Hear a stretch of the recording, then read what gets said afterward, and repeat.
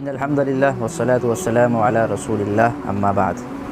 عزیزان ملت، سب سے پہلے آپ سب استغفار پڑھیے، استغفر اللہ استغفر اللہ استغفر اللہ، اور اسکرین کے اوپر جو ویڈیو آپ دیکھ رہے ہیں اس کے اوپر لعنت بھیجیے۔ اس شخص کے اوپر اللہ کی لعنت، تمام انبیاء کی لعنت، تمام صحابہ کی لعنت، ان کے گھر والوں کی لعنت، تمام اولیاء کرام کی لعنت، فرشتوں کی لعنت اور تمام مخلوق کی لعنت ہو اس شخص کے اوپر، کیونکہ یہ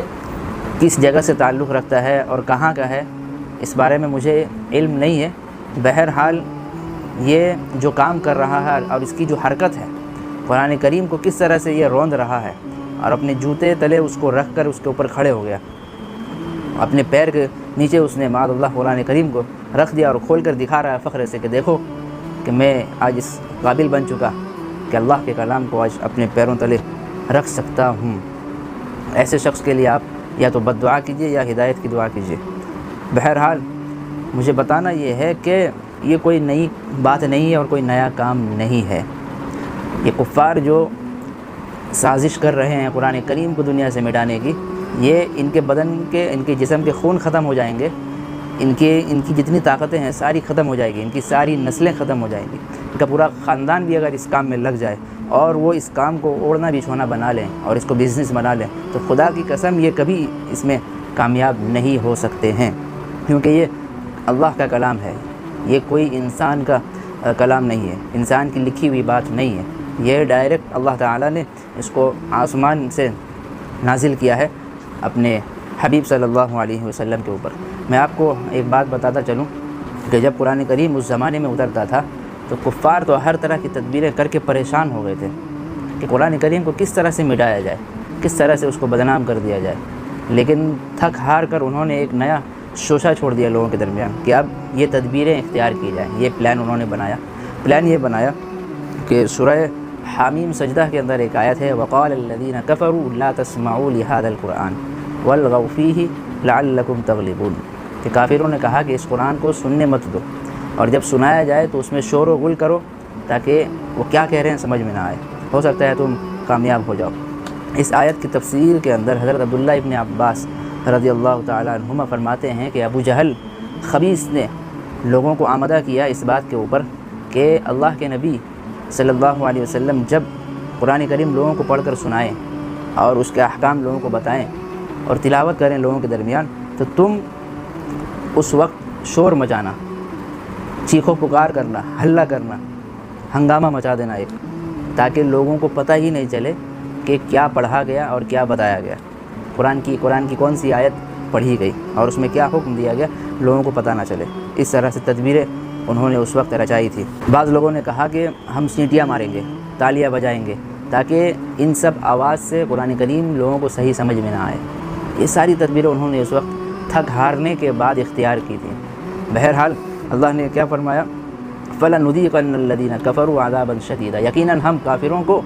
سخت عذاب کا مزہ چکھا کر رہیں گے، وَلَنَجْزِيَنَّهُمْ أَسْوَأَ الَّذِي كَانُوا يَعْمَلُونَ، اور ان کے تمام برے کاموں کی سزا ہم یوں ہی ان کو دیا کرتے رہیں گے۔ کیونکہ ذَلِكَ جَزَاءُ أَعْدَاءِ اللَّهِ النَّارِ، یہی اللہ کے دشمن ہے، اللہ کے یہی دشمن ہے اور ان کو اسی طرح سزا دی جاتی ہے۔ لَهُمْ فِيهَا دَارُ الْخُلْدِ، ان کے لیے جہنم میں ہمیشہ رہنے کے مکانات ہیں، کبھی نکالے نہیں جائیں گے، کبھی ان کی برات نہیں ہوگی وہاں سے۔ تو یہ ساری چیزیں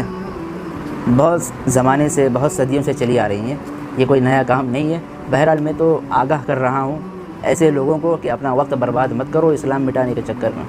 اپنے کام پہ دھیان دو، جس مذہب پہ تم تعلق رکھتے ہو اس مذہب پہ فوکس کرو اور ایک اچھے اور سچے انسان بننے کی کوشش کرو، کیونکہ اسلام تو نہیں مٹے گا، البتہ تمہارے پورے خاندان مٹ جائیں گے، تمہاری نسلیں جو ہے تباہ اور برباد ہو جائے گی، اس لیے اس چکروں میں نہ پڑو۔ ابھی حال ہی میں آپ دیکھ لو کس طرح سے وسیم رضوی کو اللہ نے وہ دن دکھا دیا جس کہ آج اس کے ساتھ کوئی کھڑا نہیں ہے، سناتنی بنا پھر رہا ہے۔ کس طرح سے اس نے قرآن کریم کو بدلنے کی کوشش کی تھی، اب خود بدل گیا۔ کیوں وہ اپنے مسلک پہ قائم نہیں رہا؟ کیوں اب خود کو اس نے بدل دیا؟ اور قرآن کریم کیوں نہیں بدلا؟ کیوں آج بھی وہی ہے اور ویسے ہی لوگ اس کو پڑھ رہے ہیں، لاکھ کوشش کرنے کے باوجود کچھ نہیں ہو سکا۔